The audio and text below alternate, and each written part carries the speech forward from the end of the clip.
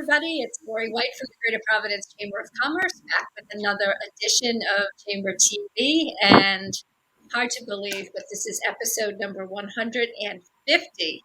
150 episodes. Business leaders, political figures, government officials, subject matter experts, you name it, we've talked to them.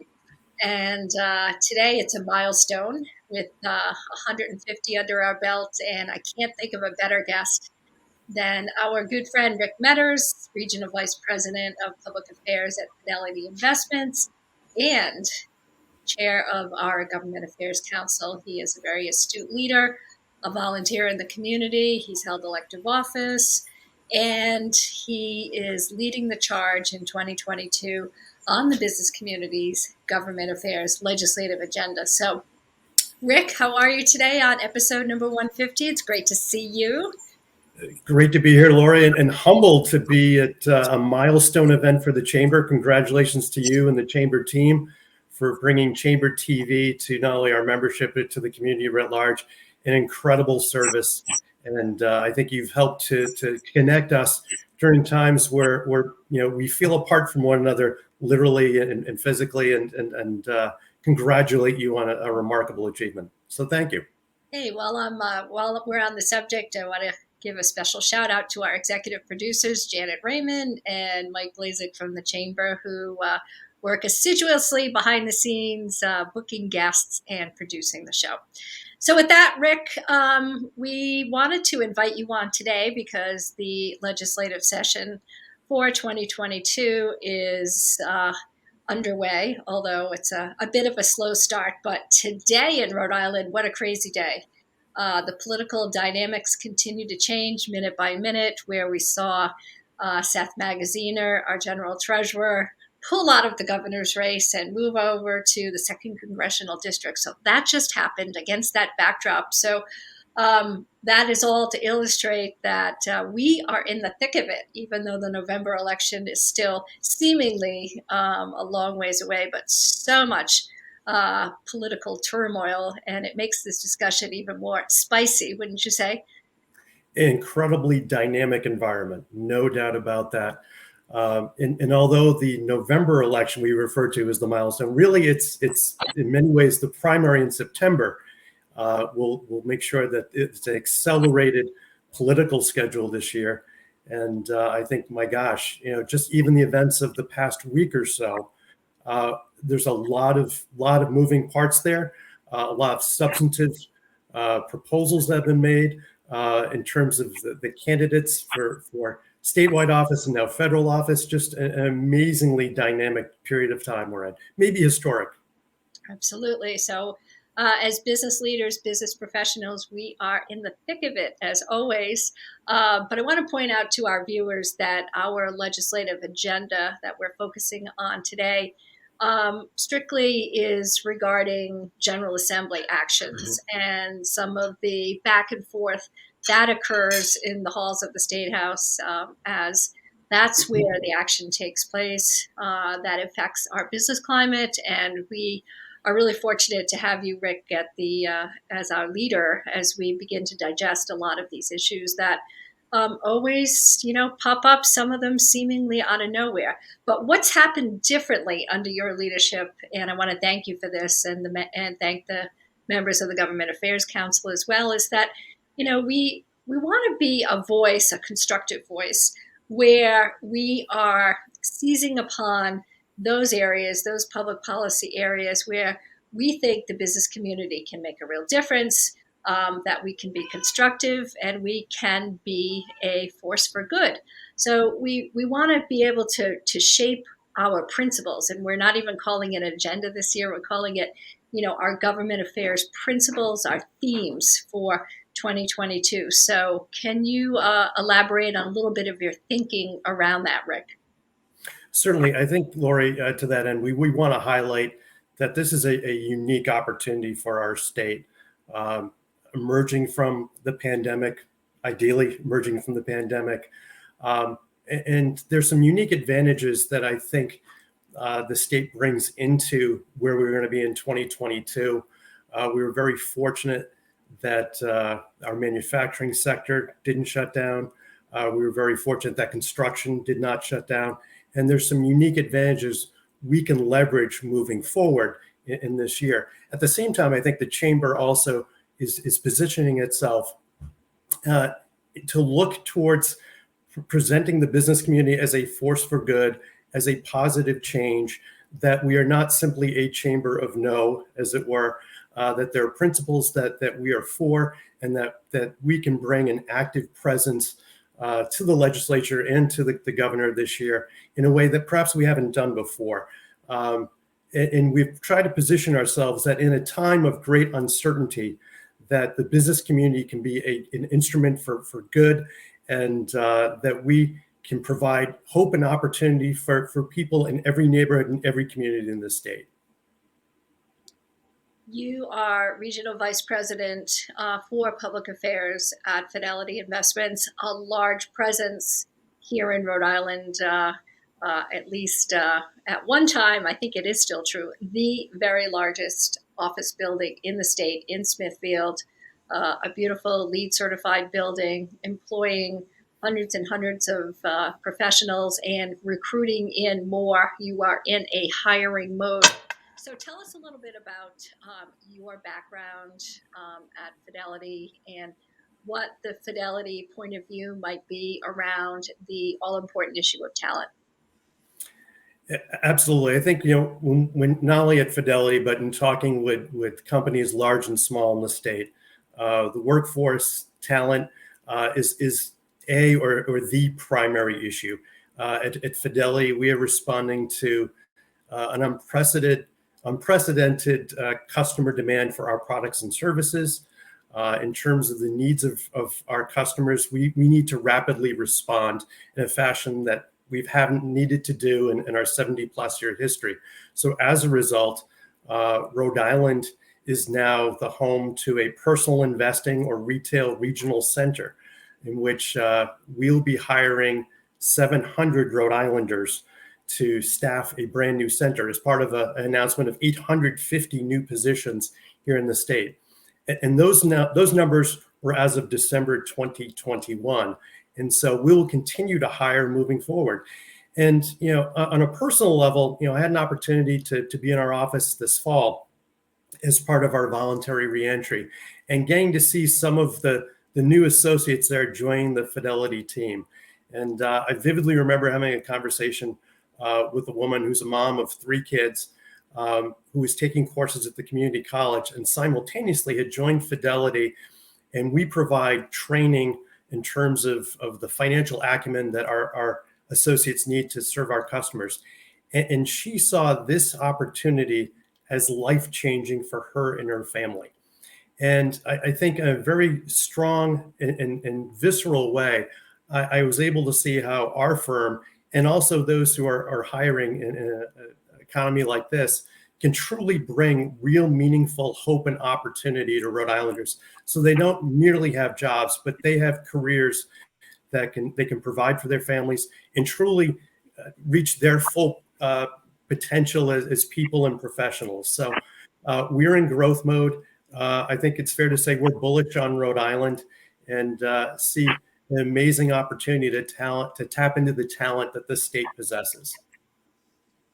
That is extremely well said, Rick. So what I'm hearing you say is that, your interest in public affairs and the legislative process really hits home when you go into your office, you are talking with your colleagues, you're talking with one of the new hires, and she explains, she ties the knot, if you will, and she Absolutely. shows the correlation between Fidelity being in a state that is welcoming to investment and is welcoming to jobs and job creators and is sensitive to the issues that employers have. And having somebody right there sharing with you that this truly makes a difference, it really adds real texture and flavor and emotion to this whole discussion, right? And I vividly remember that when we were announcing the initial wave of jobs, at that point 500, now 850, but at that point 500 this past May, Senate President Dominic Ruggiero spoke of the fact that anytime he goes out into his district, he has people talking to him saying that they're concerned that their kids may need to leave the state in order to have the kind of career where they can settle down, raise a family, buy a house, etc. And that the types of jobs that we're providing do exactly that. Fast forward to this October, when I was having that same conversation with a woman who was taking courses at CCRI and has 3 kids, there was another young man who's a recent graduate of URI who said he was literally thinking of leaving the state until he got this opportunity. So, this isn't amorphous. These are real people that live in the communities. They're our neighbors, they're our friends, they're folks that we see each and every day. And understanding that not simply my company, but hundreds of other companies, large and small, are doing exactly that and truly providing an impactful way of creating the Rhode Island that we all think can be inclusive, supportive, in which everyone has an opportunity to excel and achieve. So you mentioned the part about talent and how important having the right talent is to Fidelity, and being in a place where you're able to find the best and the brightest talent from our universities and colleges. And here in Rhode Island, we are very fortunate to have a great density of colleges and universities right here, really close to the capital city. So, it makes Rhode Island a very interesting place for job creators to look. And I think that's part of the underpinnings of what our government affairs agenda is all about. So if we were to, maybe sum it up in a word or two, it's all about, keeping talent here for jobs and for community prosperity. And I think that's also, this year we made a very tactical move in terms of saying we've always had a concern about public education in the K-12 sphere. We also then added a focus on higher education and credentialing as well. And we did that very purposefully.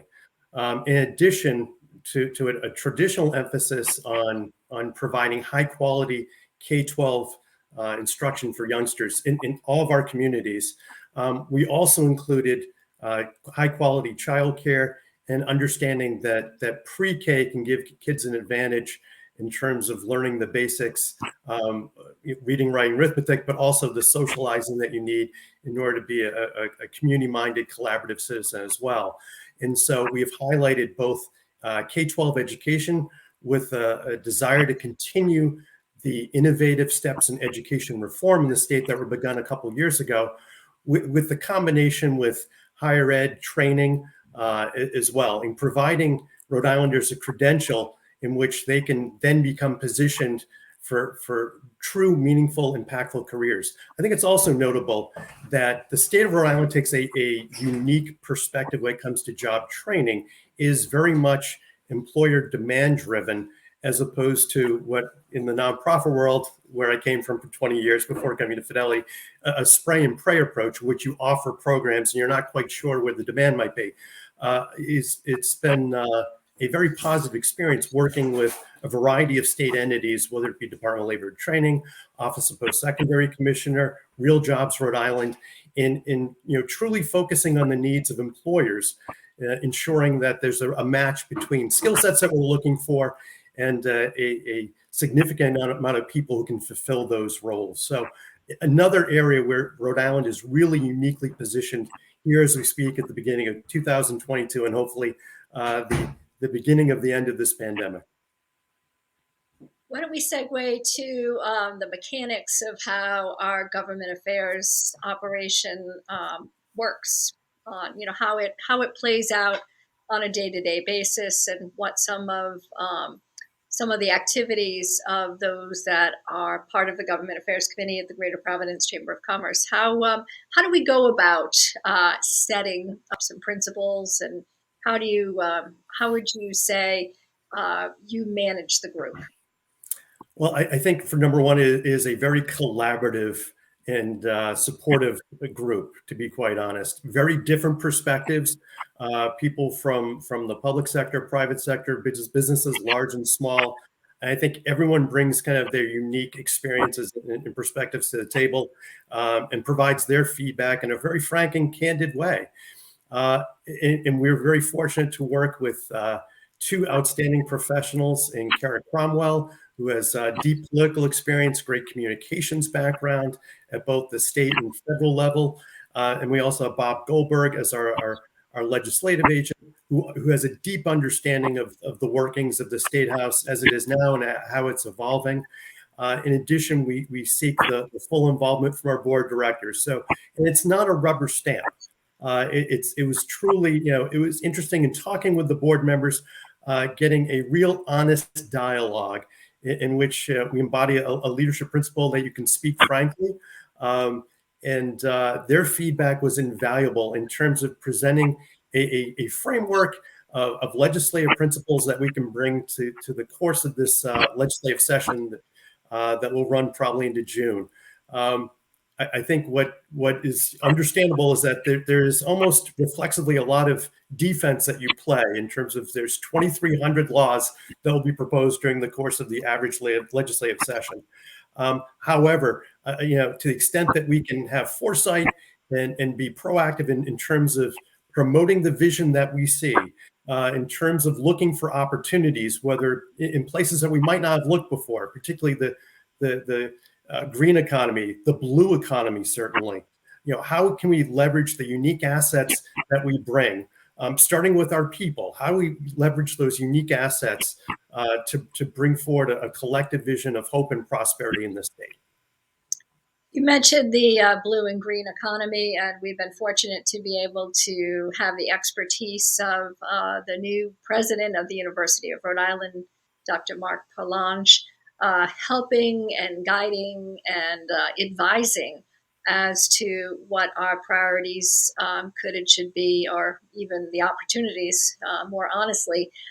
So tell us a little bit about what you think the potential is for Rhode Island in the green and blue economy. So, I could go with a really bad pun, Laurie, and say that President Parlage dove into this, but I think it is apt in this case. He's new to the role, but brings innovative thinking to bear, and he and his team, I think, have truly been inspiring to us. So when you look at the blue economy, it's a range of industries. So whether it be more traditional industries for the state, such as defense. You look at Electric Boat just announcing 1,500 new jobs. My gosh, that's an amazing number, and it's something that I think inspires all of us. But you also look at a variety of other sectors when it comes to the blue economy, from aquaculture to ocean engineering, and certainly offshore energy. So when we talk about green and blue, there's clearly an intersection there. And I think Rhode Island was, a quick starter when it came to wind energy, offshore energy. And I think we need to continue to take advantage of that. There are others that are looking to this sector, but I think there are few that possess the natural advantages that we have. And now I think it is significant momentum when it comes to the blue economy, creating a smart Narragansett Bay. There's all sorts of opportunities there. And we've just begun in many cases to move in that way. And I really appreciate the fact that there's an opportunity to merge sustainability, greater environmental responsibility, and efficient use of natural resources while we create economic opportunity. Because I think there's been an assumption that you can't have both, economic growth and prosperity along with environmental sustainability and responsibility. But I think this is an outstanding opportunity for us to have both. I love the way you talk about a smart bay. And you also referenced Rhode Island being a leader in offshore wind with many years ago, Deepwater Wind, as it was then known, building the turbines in the ocean floor right across, or right off the coast of Block Island. So go into a little bit, if you will, about what is sort of the next generation of ocean-based economic development innovation, if you will. around the Smart Bay, which I believe involves activating the depths, the sea bottom, if you will, and using the ocean floor as a way as a test bed for various measurements. So, how do you think we could harness that from an economic development perspective, and how does that fit into a government affairs program? So certainly to the extent that you have that information and you can use it for predictive purposes, and the extent that I look at further down the line in terms of using that for artificial intelligence down the line. How can we best leverage that resource that we've just, like I say, we are literally in many cases just on the surface of. Um, and understanding that whether it's aquaculture, whether it's marine industry, whether it's boat design, whether it's predictions along the lines of how climate change could impact of coastal communities, all of those pieces of information, all that data, that is gold. And I think we may have almost a literal gold mine that we enjoy perhaps at sunset in the summer. That we haven't fully leveraged. And I think you also, not only that information, but to the extent that you have those learnings, that is a commodity that could potentially be leveraged elsewhere in this country and the world as well. And I think that, to the extent that people focus more on Rhode Island, for whatever reason, but I think a very positive reason, at least in this case, I think that has all sorts of additional positive spillover effects. The more people that come to URI to visit our Smart Bay, they spend money in our hotels, our restaurants, our hospitality sector, et cetera. It is a very positive domino effect, and I think we are uniquely positioned to take advantage of it. We have great resources in the Naval Underwater Seafair Center in Newport, and a lot of the defense-related companies that are on Aquidneck Island that have deep expertise and have deeply been engaged in moving these industries to a place where Rhode Island is known as a very prominent leader. Talk, if you will, about the plethora of federal money that is now gushing through our pipelines, if you will, around the innovation space, and the university, again, being at the forefront of driving the innovation movement around the blue economy. So some thoughts there on how you think we can, really capture this momentum using the federal largesse. Yeah, you talk about unique opportunities. It's not too often that the state finds itself in a fiscal condition such as this. Over $1.1 billion of American Rescue Plan funding, a recent announcement of $2.1 billion of infrastructure funding that will fund over 100 projects across the state. In addition, it was announced that the governor made a priority of $430 million in educational facilities, including a $250 million school construction bond. And I think that there's, clearly that we are well aware that that may not be the final figure. The legislature has a responsibility to weigh in on that and to determine how they prioritize it. Clearly, the investment that's being proposed for the University of Rhode Island around the Smart Bay in terms of supporting their blue economic initiatives is very much aligned with what we're looking to do. And to the extent that we can have a focus on what I think are long-term strategic investments, as opposed to creating new initiatives or programs that could potentially have longer-term legacy costs and exacerbate what has traditionally been a situation where we're looking at structural deficits as opposed to unique historic surpluses. I think our view is that let's look at this as a prudent business person would. How do you take these dollars and invest them for the maximum return on that investment? And I do think that the dollars there being proposed to be allocated for the smart bag and to support these blue economic initiatives are truly transformational in nature. And that's the framework we need to be looking at. You've made that very clear in our legislative principles.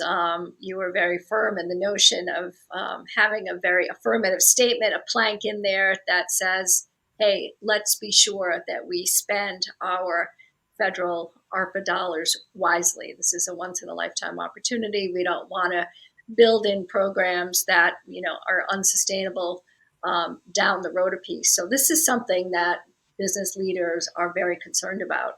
I know in Massachusetts, Governor Baker is talking about actually refunding to the taxpayers some of the federal stimulus dollars, which is another different approach. But different states have different needs, different prerogatives. But this notion of let's be sure that we spend these dollars wisely is part of our a signature element of our program. Would agree with that, Laurie. Typically, we would go into most legislative years in recent memory with roughly a $150 to $200 million structural deficit. And so when we're talking about a $600 million carryover surplus from the previous fiscal year, that alone is unprecedented. But when you combine that with the two federal streams we talked about, and the possibility of perhaps a pared back, Build Back Better Act, I can't think, you'd have to go back, generationally to look at the potential for these sort of resources. And to your point, it is well taken that theoretically we could be looking at tax reductions, we could be looking at fee reductions, et cetera. I think it's notable that as a business community, we seek a sustainable and competitive tax code, and I think we are buoyed by the fact that there's no broad-based tax increases proposed in the governor's budget, and that both the House Speaker and Senate President have talked about this. This is not being the time to be looking at new revenues. But nonetheless, I think we want to make sure that the investments made here are for the long term and that can truly position the state for future success, because we cannot and must not take this opportunity for granted. Indeed. So we've covered a lot of ground on the Chamber's legislative agenda. We've talked about public-private partnerships around economic development. We've obviously talked about the green and blue economy. We've talked about the need for a competitive tax code, and I'm glad you just brought that up, because that truly is something that we can influence, and we can share collectively our point of view about how that truly hurts and damages the business climate, the jobs producing environment. So we always want to make sure that we have that front and center, both from a property tax perspective, which is something we know needs addressing. The Rhode Island Public Expenditure Council earlier this week put forth a very, very informative piece of research talking about, again, how the property tax is out of whack in Rhode Island on the city and town levels, and how that also is a factor that influences investment, and frankly, it plays an important role in keeping housing costs sort of at a very affordable level. So the degree to which taxes in a community are livable, that they're not completely off the charts, that they're not a game changer, very important from a tax perspective. So thoughts on that, Rick? Well, I think it's fair to say that we are in a time in which there are a variety of costs to businesses, small and large, that are quite variable. I think it's a nice way of putting it. That we really, we're not seeing price stability in commodities and other services as well. So there's so many moving parts that a business, small or large, has to face, that to the extent that the legislature and state government can help us keep more of those elements consistent, whether it be healthcare costs, energy, taxes, wages. To the extent we can find greater certainty and efficiency in this business climate, I think that will help all of us, and I think will help mitigate some of the ups and downs that we all face. And like I say, to the extent, even in the best of environments, particularly for smaller businesses, newer businesses, it can be challenging. And to the extent that we can do our very best to mitigate some of those variable costs and the places where government is inefficient, can only serve all of us well. And you mentioned the load on business, and it's always interesting to point out that whether it's a large business, smaller businesses, these costs, these embedded costs, are equally difficult to absorb, no matter what your tax structure might be, no matter what your level of employment might be, because again, they are variable costs that need to be managed, and it doesn't take much to be in a position where places like CNBC and the Tax Foundation and other ranking agencies, would go through all of the elements of a competitive tax code and find after much due diligence that heck, we're either falling, dropping, staying the same. So it's a very dynamic environment. Just when you think, okay, well, we've made some headway, we've initiated some important reforms, but that doesn't mean that neighboring states or other parts of the country, where their state leaders are examining their own tax codes too, in this big collective exercise for having the most competitive, the most attractive business climate and talent base.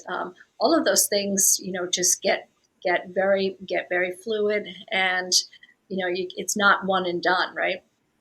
Yeah, I think it's absolutely, Laurie. I think it's fair to say that we work in a very dynamic and competitive environment, vis-a-vis Rhode Island and the other states, clearly. And to the extent that we have an ongoing commitment to the fact that we do not believe that Rhode Island can or should be an outlier when it comes to either significant workplace or employer mandates or additional costs. To the extent we can mitigate that, and create more predictability, greater uniformity, even from community to community within the state, that we will all be better served by that. Like I say, there's so many factors that can make doing business under the best of circumstances unpredictable. To the extent that we can reduce that unpredictability, it will serve us all well. And I completely understand that there are those that are motivated in many ways with the best of intentions. But sometimes I think we need to thoughtfully look at unintended consequences as well, with some of the legislative efforts. And I think we as a chamber, but also individually as business people, we need to do, and this is very self-reflective, I think very, very, very honest, that we need to do a better job of communicating what we see each and every day with our customers, with the people that we work with. And we need to have open, ongoing, honest communications with our legislative leaders and our executive leaders, just so they understand a little bit better what we face, and hopefully can understand our point of view and perspective. And I think that also, we will gain a greater understanding as well if we engage in that thoughtful dialogue as well. We only have a couple of minutes left, Rick, but I do want to get into this topic, and you've just alluded to it, about the notion of activism and why it's important that business professionals, those our neighbors, our friends, our colleagues, our family members, why is it important to be self-educated on these topics and be able to take that point of view, and be able to express it to your local elected officials? Does it really matter in your view? And do elected officials want to hear from people like us? Well, Laurie, I would say not only does it matter, our elected officials have explicitly asked us to engage in that effort. It was a Because rhetorical question. uh, yeah, if they only hear from one side of an equation or one side of an issue or one perspective, regardless of what that issue might be, um, you know, they can, they will naturally be guided by the loudest voice and the voices of the greatest quantity. So I think in order to get a more balanced view, we as business people need to take it upon ourselves to provide them the perspective, the insight from our experiences, and to tell it like it is, as we see it, with our customers, with our businesses, with the people that we work with the people that we want to hire and bring on board. I think we have many success stories to tell. And I think we owe it to our elected officials to tell that story to them. And I think we are fortunately in the place where the more you know about the chamber, the more you know about our members, I think that the better we are.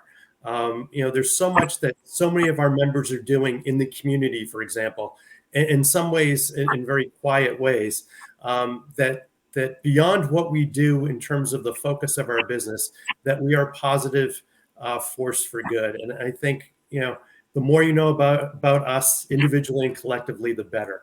And I think that our leaders have asked us for it. At the very least, we owe it to them to provide it to them. And I think to the extent that people might think, oh, I'll only tell, the leaders as opposed to, a rank and file city councilor or school committee member or local mayor or local state rep or local state senator, are kind of missing the point.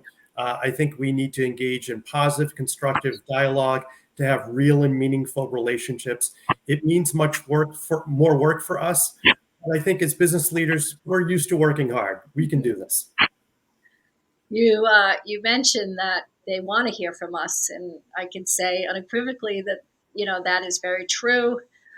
In that last year when we were at the height of the legislative session back in the spring of 2021, where there were a lot of contentious issues in play, we endeavored to call, I won't say every single legislator, but we endeavored to call the vast majority of them and just begin a one-on-one conversation in some respects for those legislators that were either new or we weren't very familiar with their platform or their agenda. But there were others that we actually knew quite well, but almost to a person.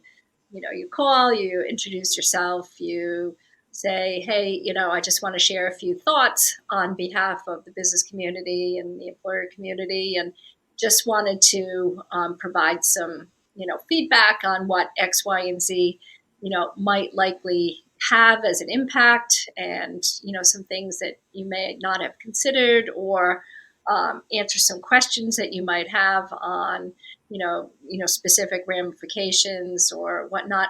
And as you know, Rick, people are really, they're just excited to hear from you, and they're they're proud that they're an elected member of the General Assembly, and that they're in a position to be able to influence policy and to be able to talk about these issues with constituents one-on-one. It makes them, really feel like they're making a difference as well as the person making the phone call. So it isn't all that hard, and you learn a lot in the process. So I guess that's a roundabout way of saying that, there are lots of ways that people can engage, and it's not terribly difficult. All it involves is, basically knowing who you want to target as legislators, and, picking up the phone and beginning the conversation, right? Absolutely. And I think to the extent you can make it more personal, that becomes more powerful. And, having served for 8 years as an elected official in my hometown on our school committee, I can tell you that those conversations have an impact. They shape policy, they shape priorities. And so, even if you think it's a 5-minute conversation when I see my state rep, in the parking lot of the supermarket, take the time and talk with them. I think that has significant power, and you need to prioritize it though. It's rarely going to fall into your lap. So, I'd ask anyone watching this to take the time to reach out to an elected official at the state level, the community level, and let them tell them your story. They want to hear about it. They represent you. So make it personal, and it becomes powerful. The notion there are lots of ways to get involved, to get active. We're talking about picking up the phone, calling legislatives, talking one-on-one, but there are lots of other ways. You yourself can run for public office. That's Mhm. probably an extreme example on the other end. But if you're looking for smaller ways to inch in, perhaps writing a letter, an opinion piece to your local publication, local blogs, um, following and posting on social media is always a good way of educating, sharing, providing a point of view. Being in a place where you can help support candidates that represent your point of view. That's another thing that you can do easily. Also, you can become part of one of the many reputable business, trade, and advocacy associations in Rhode Island that are doing good work. So there are lots of ways to sort of plug in, but I think the first step is to really recognize and develop an awareness that this is an option. This is not optional. The future of our state is going to depend on ensuring that we have an informed citizenry, we have quality elected officials, and that the public policy positions that we as a state adopt and advance, we have to make sure that they're responsible positions and that it helps to put Rhode Island in a place where we can hope to guarantee prosperity and solid communities and great opportunity for everybody.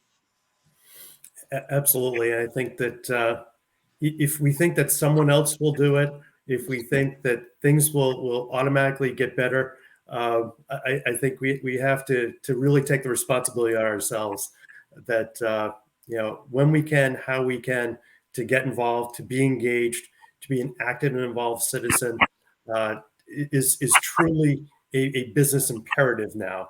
It's not a nice to have. It is truly a need to have and a need to do. So invite, encourage, and we'll support folks that whether it's that first phone call to a state representative or an email to a senator, or more significantly running for office, contributing to a candidate, or even the chamber PAC.